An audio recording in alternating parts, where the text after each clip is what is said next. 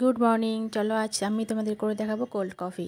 তো cold coffee করার জন্য এখানে আমি এই যে 10 টাকার মনে হয় 10 টাকা না কত দাম ভালো মতো দেখিনি, এই প্যাকেটটা এক এক প্যাকেট কফি নিয়েছি। আর এখানে আমি 2 কাপের মতো কফি করব, তো 1 প্যাকেট নিয়েছি। আর এখানে 2 চামচ দিয়ে দিলাম আমি চিনি, আর অল্প উষ্ণ গরম জল দিয়ে আমি এটাকে ব্লেন্ড করে নেব।